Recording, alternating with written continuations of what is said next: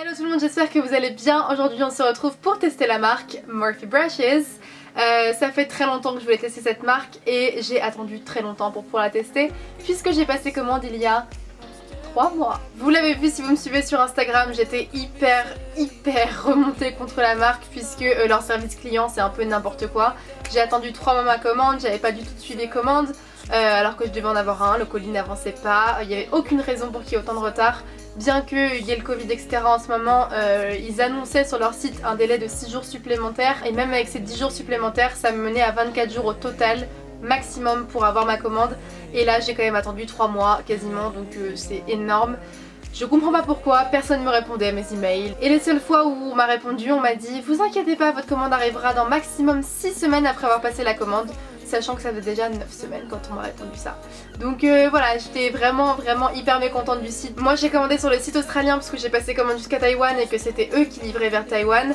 Mais ma soeur a eu le même problème pour sa commande qui arrivait d'Europe, il y avait des produits qui me manquaient etc. Et j'ai eu plein de retours d'expérience sur Instagram, de vos retours d'expérience où vous m'avez dit que vous aussi c'était n'importe quoi, le service client, le service d'envoi, la logistique etc.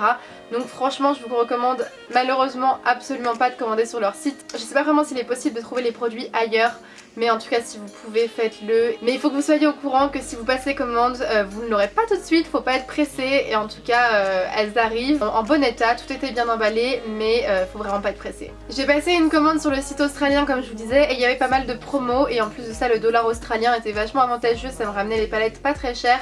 Donc j'ai commandé la James Charles, la fameuse palette dont tout le monde a parlé je crois sur Instagram et même sur YouTube. Mais je l'ai prise en mini tout simplement parce que j'avais pas besoin d'une aussi grande palette et que il y a déjà quand même des fards qui sont assez gros. On a au total 36 grammes, on a 39 fards donc on est quasiment à 1 gramme par fard, ce qui est quand même vraiment pas mal. Enfin c'est une palette classique par exemple, les Anastasia ont 0,7 grammes par fard, donc ça me suffisait largement et du coup elle était beaucoup moins chère. Celle-ci elle a les noms sur la petite feuille transparente comme ça, donc je trouve pas ça très pratique, mais bon, on n'a pas vraiment besoin des noms en soi si on n'est pas youtubeuse beauté hein. Et il y a un grand miroir dans cette palette donc je vais éviter de vous éblouir avec.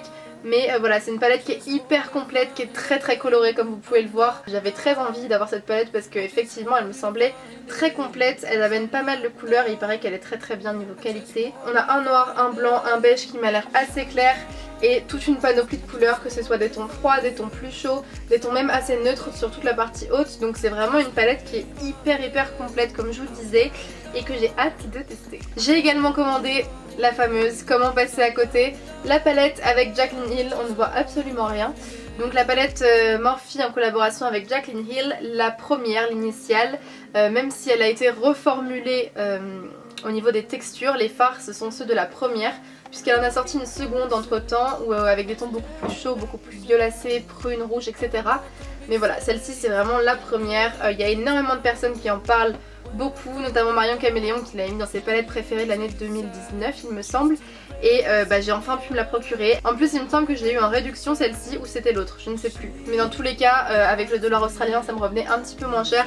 Et franchement elle est vraiment trop belle. C'est une palette avec beaucoup de neutres, mais vous avez quand même toute une partie colorée par ici. Et je pense qu'on peut faire des make-up vraiment très sympas avec. Après il y a beaucoup de basiques aussi. Il y a pas mal de mat, c'est ça que j'aime bien. Et dans celle-ci on a un total de 56,2 grammes pour 35 fards. Donc ça nous fait 1,60 g par fard, c'est énorme.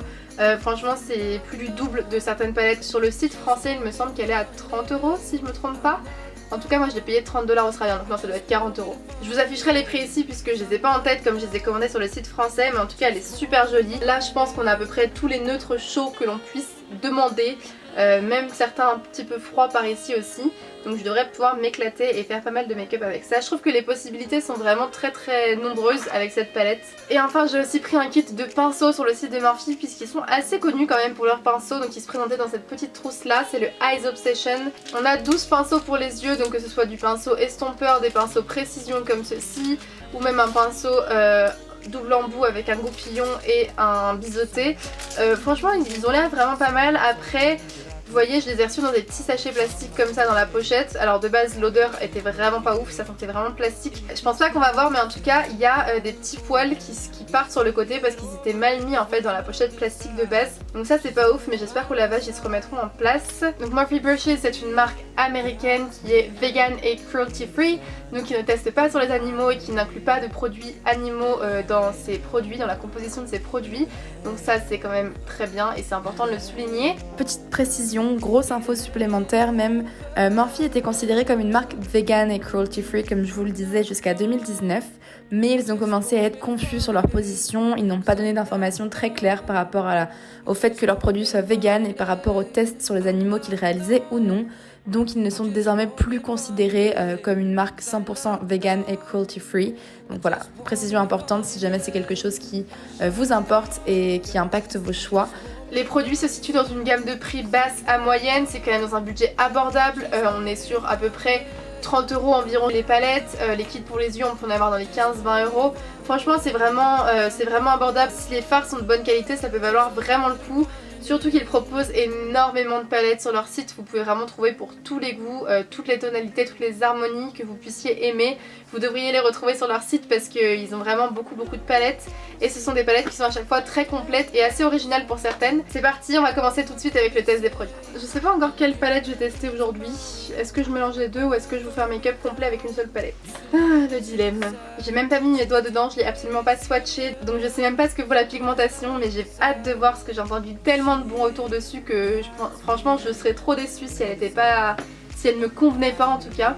Je vais essayer de penser à utiliser les pinceaux Morphe aussi, mais c'est pas non plus le kit que je trouve le plus complet au monde, donc je vais voir si je peux faire que avec cela, je suis pas encore sûre. Alors je vais commencer en prenant ce pinceau là qui est un pinceau estompeur tout classique, c'est le...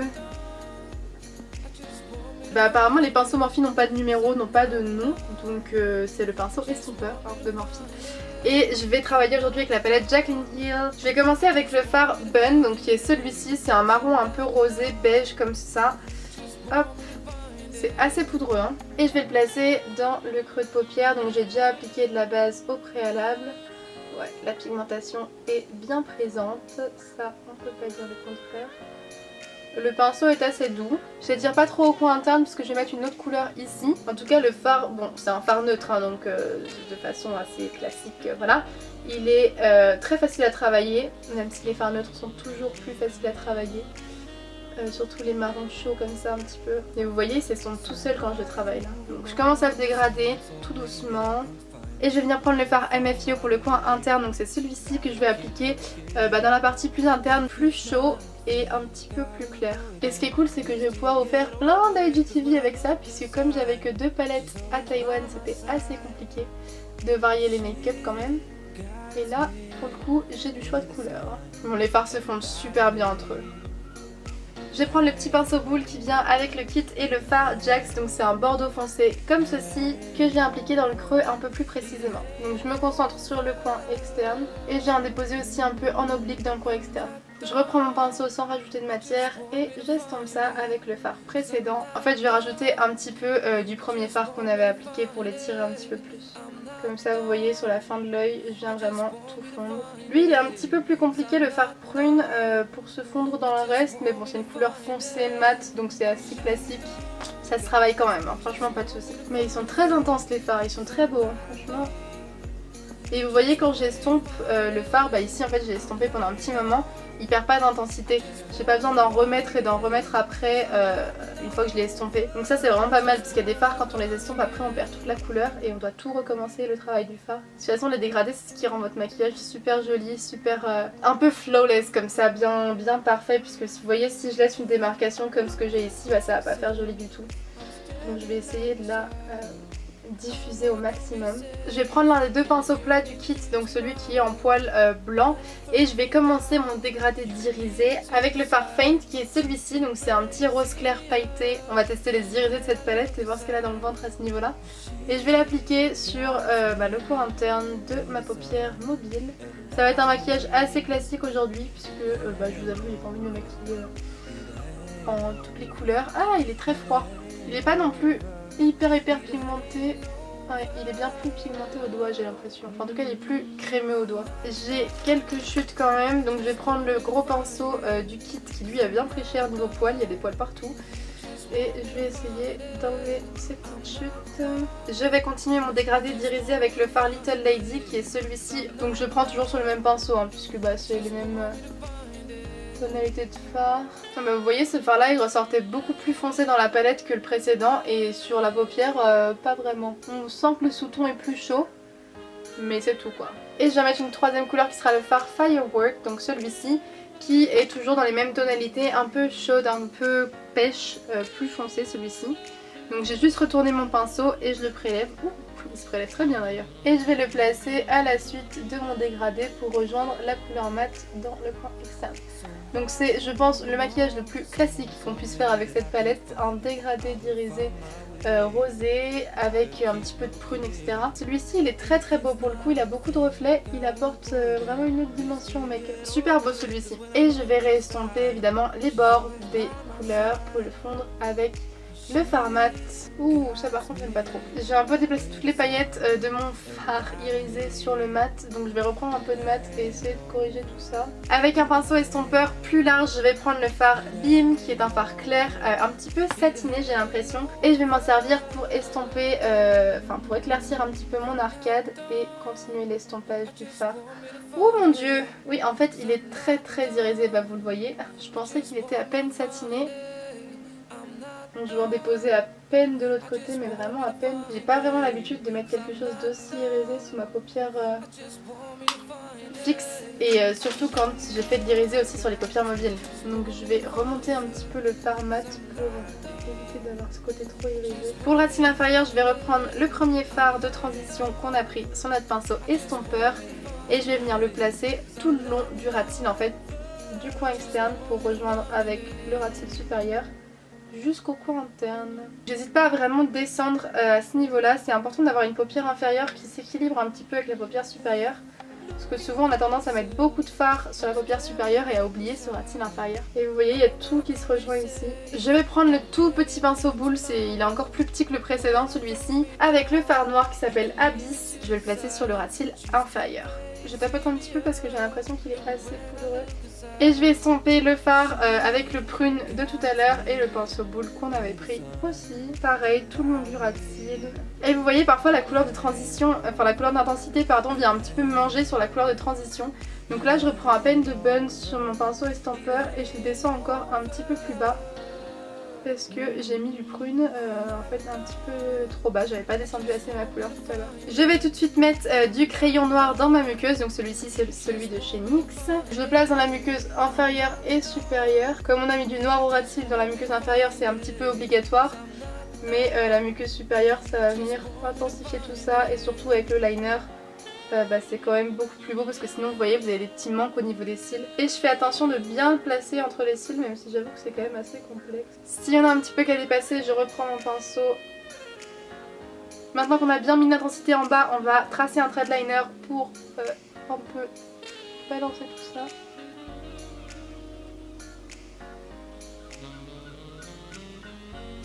J'avais oublié à quel point il était pourri ce liner, j'aurais pas dû. J'ai fait mon liner avec une bascule au coin interne et un liner étiré. J'ai mis mon mascara, posé mes faux cils. Donc c'est tout de suite beaucoup plus intense, hein, ça c'est sûr. Et je vais maintenant prendre un tout petit pinceau plat. En attendant que la colle sèche, je vais m'occuper de ma bascule. Je vais prendre le fard Beam pour être raccord avec mon arcade sourcilière. Donc c'est celui-ci. C'est un fard clair du coup qui est satiné, très satiné. Et je vais le placer juste sous la bascule que j'ai fait là en coin interne. Et je l'estompe vers le coin interne. Et vous voyez tout de suite ça met en avant la petite bascule par rapport à l'autre œil. Donc bien sûr faire attention de ne pas aller directement sur la bascule sinon vous allez flouter votre travail de liner. Et ce serait dommage puisqu'on veut de la précision à cet endroit là.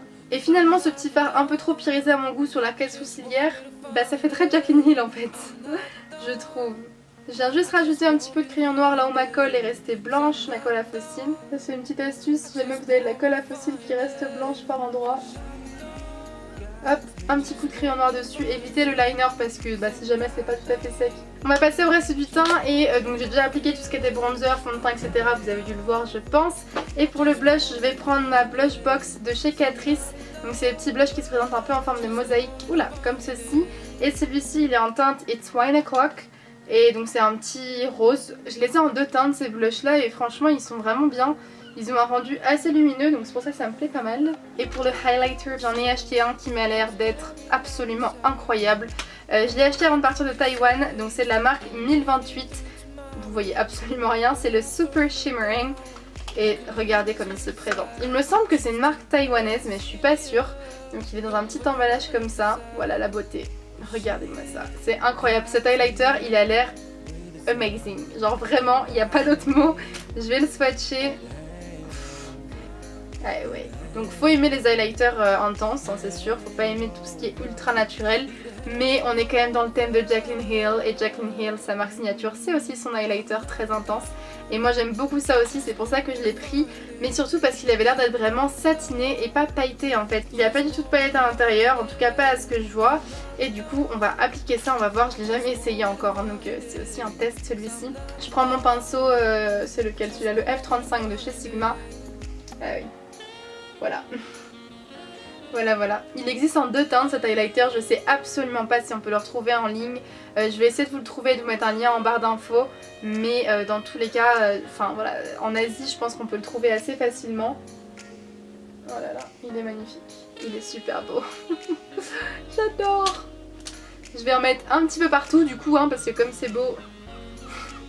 J'ai donc une boule à facettes sur le nez. Non mais c'est fou l'intensité qu'il a et en même temps il a un rendu qui est très très joli. Rien à voir avec le essence justement que je vous montrais la semaine dernière, que je trouvais justement pailleté et qui marquait la texture de la peau. Là vous voyez c'est tout fluide sur la peau, c'est tout smooth, tout beau. Et du coup je vais en profiter pour en placer un petit peu aussi, soyons fous, au coin interne. Donc je reprends mon petit pinceau avec lequel j'ai passé la couleur tout à l'heure sous la bascule. Et je vais mettre un petit peu, hop, highlighter juste ici. Bon, clairement c'est une réussite cet highlighter. Il existe en deux teintes, en doré et en un peu plus froid, champagne argenté. Il me semble qu'il coûtait à peine 10 €, même pas 10 €, je crois que c'était 9 €, un truc comme ça, en équivalent. Donc voilà, la marque 1028, en tout cas cet highlighter est canon, c'est la teinte Golden Glow. Et on va terminer avec les lèvres. Donc pour les lèvres, je vais prendre le petit lipstick des Sesame, donc de chez Essence, la teinte numéro 5. C'est un rose beige qui, je pense, va très bien s'accorder avec le make-up. Et pour le rendre un tout petit peu plus orangé et un petit peu moins froid, je viens placer le gloss Big Softy de chez Essence toujours, qui est dans la gamme des Plumping Nudes. Et celui-ci est un peu plus chaud, un peu plus beige, donc ça va contraster un petit peu. Et voilà pour le make-up, c'est à peu près tout ce que j'avais à vous montrer aujourd'hui. Il y aura beaucoup d'autres make-up, là j'ai utilisé des teintes très nude, très neutres, vraiment les teintes phares de la palette de Jaclyn Hill. Je vais bien sûr faire d'autres make-up avec celle-ci et aussi avec la James Charles, sûrement en IGTV, en tout cas très bientôt en IGTV. Donc n'hésitez pas à me rejoindre sur Instagram si vous voulez suivre tout ça et ne pas manquer les autres make-up qui arrivent avec ces palettes. Bien sûr vous pouvez adapter le make-up, ne pas mettre de faux cils, ne pas mettre de liner, ne pas faire un ras de cils aussi intense, aussi noir. Mais c'est une palette qui est quand même principalement composée de neutres, de teintes assez claires. Et je voulais vous montrer aussi qu'on peut tout simplement très bien intensifier les make-up. Mais on peut aussi en faire des très très colorés. Là j'ai quand même pas mal d'idées quand je regarde la palette, je la trouve assez inspirante. Et sinon pour la qualité des fards, bien écoutez j'ai absolument rien à dire. Ils ont été hyper pigmentés, hyper faciles à travailler, à estomper, que ce soit les irisés, bien sûr c'est plus simple à estomper les irisés, ou les mats, même le mat prune, voilà. J'ai travaillé un petit peu plus longtemps mais c'est tout à fait normal. À voir comment ils tiennent durant la journée, mais bon je pense que j'aurai pas trop de problèmes par rapport à ça. Je vous mettrai une update en barre d'infos. Donc voilà, je suis vraiment contente de la qualité de la palette. Le rapport qualité-prix a l'air d'être très très bon quand même, surtout pour les palettes. Franchement, avoir autant de fards en aussi grosse quantité pour un prix qui est quand même très très raisonnable, je trouve que ça vaut vraiment le coup. Le seul problème, comme je vous le disais, c'est la livraison et le service client qui sont déplorable. J'espère vraiment qu'ils vont s'améliorer là-dessus parce que c'est quand même une boîte qui est internationale, qui est présente sur tous les continents, qui a plein d'entrepôts partout. Donc je me demande comment ils peuvent gérer une boîte comme ça en étant aussi désorganisés en fait. J'espère que ce make-up vous plaît, en tout cas dites-moi ce que vous en pensez en commentaire. Est-ce que vous êtes plutôt team nude ou team coloré? J'espère que cette vidéo vous aura plu, qu'elle aura pu vous apporter des informations supplémentaires sur Morphe, sur cette marque et sur les palettes qu'ils proposent. J'arrive un peu 3 ans après la guerre, mais j'avais quand même envie de la tester, de vous donner mon petit avis là-dessus. On se retrouve dans une prochaine vidéo très bientôt et d'ici là, prenez bien soin de vous. Rejoignez-moi sur Instagram si c'est toujours pas fait et moi je vous fais de très gros bisous. Je vous dis à très bientôt. Bye bye.